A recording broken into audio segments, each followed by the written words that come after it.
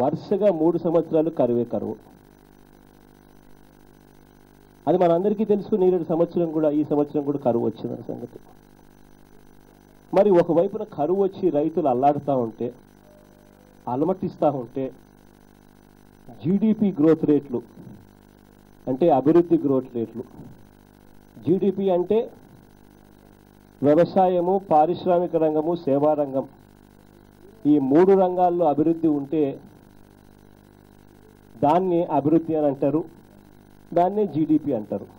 అభివృద్ధి అభివృద్ధి ఉందా లేదా అన్నది ఇవాళ నేను మిమ్మల్ని డైరెక్ట్గా అడుగుతా ఉన్నా.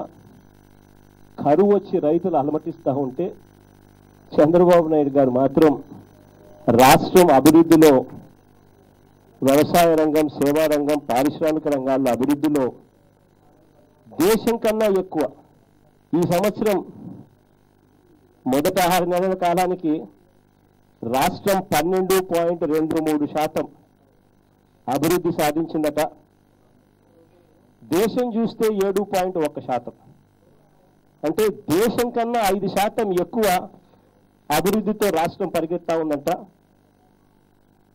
అని చంద్రబాబు నాయుడు గారు చెప్తా ఉంటే ఇక ఎంత దారుణంగా చంద్రబాబు నాయుడు గారు చెవుల్లో పూలు పెడతా ఉన్నారు అన్నది నేను వేరే చెప్పనవసరం లేదు. దీని గురించి సుదీర్ఘంగా కూడా రేపు పొద్దున మాట్లాడతా. అసెంబ్లీలో సుదీర్ఘంగా కూడా చంద్రబాబు నాయుడు గారు చెప్పిన ప్రతి అంకెను సుదీర్ఘంగా రేపు పొద్దున అసెంబ్లీలో చంద్రబాబు నాయుడు గారికి రిఫ్యూట్ చేస్తాం. ఇంకా బాధాకరమైన విషయం ఏంటంటే గవర్నర్ గారి నోట్లో నుంచి ఇవాళ అబద్ధాలు చెప్పించారు. మన అందరికీ తెలిసిన విషయమే. గవర్నర్ గారి ప్రసంగం అంటే జనరల్గా చంద్రబాబు నాయుడు గారు ఏం చెప్తారు, చంద్రబాబు నాయుడు గారు ప్రభుత్వం ఏదైతే రాయిస్తారో చంద్రబాబు నాయుడు గారు రాయిచ్చినది గవర్నర్ గారు చదివి వినిపిస్తారు. జనరల్గా గవర్నర్ గారి ప్రసంగం అంటే ప్రభుత్వం ఏదైతే చెప్పమంటారో అదే గవర్నర్ గారు ప్రసంగిస్తారు. ప్రభుత్వం ఏదైతే రాసిస్తుందో అదే గవర్నర్ గారు ప్రసంగిస్తారు. ఆ ప్రసంగించడంలో గవర్నర్ గారి స్టేచర్ ఉన్న వ్యక్తితో కూడా ఆయన నోట్లో నుంచి కూడా అబద్ధాలు చెప్పించారు అన్నది బాధాకరమైన విషయం. ఇంకా బాధపడే విషయం ఇంకొకటి ఏంటంటే ప్రత్యేక హోదా గురించి చంద్రబాబు నాయుడు గారు అన్న మాటలు గవర్నర్ గారి చేత అనిపించారు చివరకు. అది ఇంకా బాధాకరమైన విషయం. ప్రత్యేక హోదా అన్నది ఈ మార్చి నుంచి వెళ్ళిపోతుందట. అసలు ఎంత దారుణమైన అబద్ధం అంటే నిజంగానే వెళ్ళిపోయేట్టుగా అయితే నేను చంద్రబాబు నాయుడు గారిని ఒక సూటి ప్రశ్న వేస్తా. నిజంగానే వెళ్ళిపోయేట్టుగా అయితే జిఎస్టీ యాక్ట్లో అమెండ్మెంట్స్ తీసుకొస్తున్నారు. దాంట్లో 122వ అమెండ్మెంట్గా జిఎస్టీ యాక్ట్లో అమెండ్మెంట్ తీసుకొస్తున్నారు. Article 274A clause 4 section G ఏం చెప్తుంది? జిఎస్టీ ప్రొవిజన్స్లో special provisions will be made for special category states అని. అంటే దాని అర్థం ఏమిటి? జిఎస్టీ వచ్చినాక కూడా స్పెషల్ కేటగిరీ స్టేట్స్ కొనసాగుతాయని, స్పెషల్ కేటగిరీ స్టేట్స్కు స్పెషల్ ప్రొవిజన్స్ కూడా ఇవ్వబోతారు అన్నది క్లియర్ కట్గా చెప్తా ఉంది జిఎస్టీ యాక్ట్ ప్రకారం. అంటే ఇవన్నీ కూడా చాలా సుదీర్ఘంగా కూడా రేపు డిస్కస్ చేస్తాం. గవర్నర్ గారి స్పీచ్లో ఇవన్నీ కూడా తీసుకొస్తాం. ఇక నేను సుదీర్ఘంగా ఇంతకన్నా ఎక్కువ చెప్పతే గవర్నర్ గారి స్పీచ్ ఇక్కడే చెప్పినట్టు అవుతుంది. 2-3 విషయాలు మీరు ఏదైనా క్లుప్తంగా అడగాలంటే అడగండి. ఈరోజు మనం పేపర్లు చూసాం, రాజధాని ప్రాంతంలో రైతులకు ఏ రకంగా అన్యాయం జరుగుతూ ఉంది, రైతులకు ఏ రకంగా ప్లాట్ల కేటాయింపులో వ్యత్యాసం చూపిస్తున్నారు అన్నది. ప్లాట్లలో మాత్రం ఆశ్చర్యంగా లాటరీ అని పేరు చెప్తారు. లాటరీ అన్నది ఒక స్కామ్గా ఇవాళ తయారు చేశారు. కారణం ఏంటంటే సాక్ష్యాధారాలతో సహా ఇవాళ ఎవరెవరికి ప్లాట్లు ఇచ్చారు అని నేను చూపించబోతా ఉన్నా. ఈ ప్లాట్లు ఇచ్చినటివి ఎంత ఆశ్చర్యకరంగా ఉన్నాయి అని అంటే చంద్రబాబు నాయుడు గారికి సంబంధించిన మంత్రులకు, చంద్రబాబు నాయుడు గారికి సంబంధించిన ఎమ్మెల్యేలకు, చంద్రబాబు నాయుడు గారికి సంబంధించిన దగ్గరి మనుషులకు వాళ్ళకు మాత్రం బ్రహ్మాండమైన ప్లాట్లు అలాట్ అయినాయి.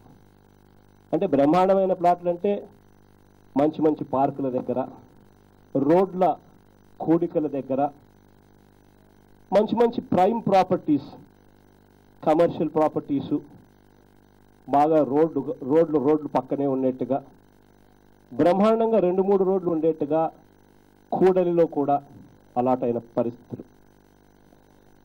సామాన్య రైతులకు మాత్రం అన్యాయంగా అలాట్ అయిన పరిస్థితులు.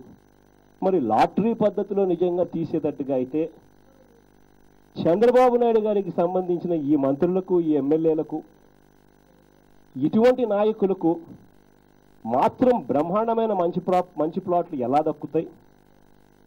వాళ్ళకు దక్కడం ఏమిటి, మిగిలిన రైతులకు దక్కకపోవడం ఏమిటి? ఇది రైతులకు రాజధాని ప్రాంతంలో భూములు తీసుకున్న భూములు ఇచ్చిన రైతులకు అన్యాయం చేయడం కాదా? నేను ఇవాళ ఈ ఎగ్జాంపుల్స్ చెప్తా ఉన్నా.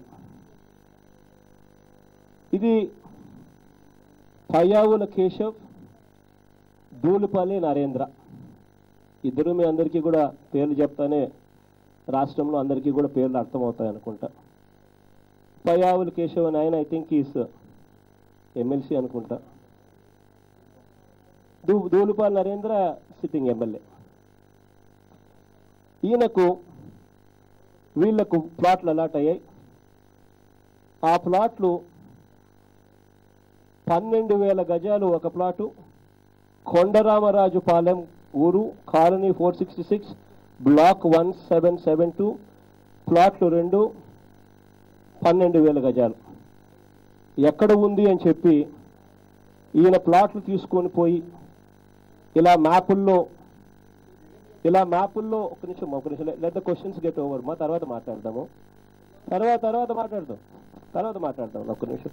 మధ్యలో డిస్టర్బ్ చేసినాము అని అంటే ఫ్లో పోతుంది. కంప్లీట్ అయిన తర్వాత we will take your questions. ఇవన్నీ కూడా వాళ్ళకు సంబంధించిన ప్లాట్స్కి సంబంధించిన డీటెయిల్స్. ఎవరెవరికి ప్లాట్స్ గురించి అలాట్ అయినాయి, అలాట్ అయిన ప్లాట్ ఎక్కడ ఉంది, ఆ అలాట్ అయిన ప్లాట్లు ఎంత గొప్పగా అలాట్ అయింది, వీళ్లకు మాత్రమే లాభం చేకూర్చే విధంగా ఎందుకు ప్లాట్ల అలాట్మెంట్ జరిగింది అన్నది ఈ క్వశ్చన్.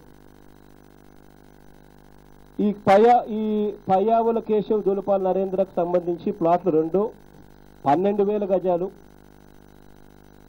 కోదండరాజుపాలెం 403 కాలనీ 1713, ప్లాట్లు 13, 3,000.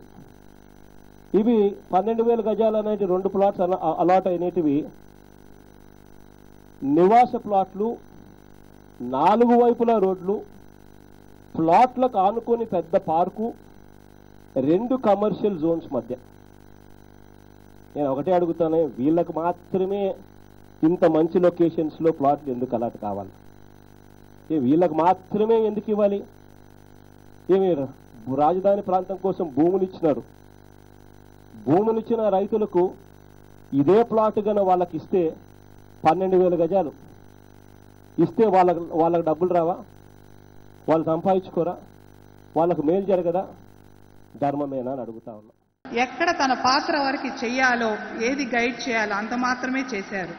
ఆ విధంగా ఈరోజు నేను గైనకాలజిస్టుగా ఒక సేఫ్ ఫార్మా ఇండస్ట్రీలో 300 మంది వర్కర్స్కి ఒక మేనేజింగ్ డైరెక్టర్గా ఉండగలుగుతున్నాను అంటే అది మా నాన్నగారు ఇచ్చినటువంటి భిక్ష.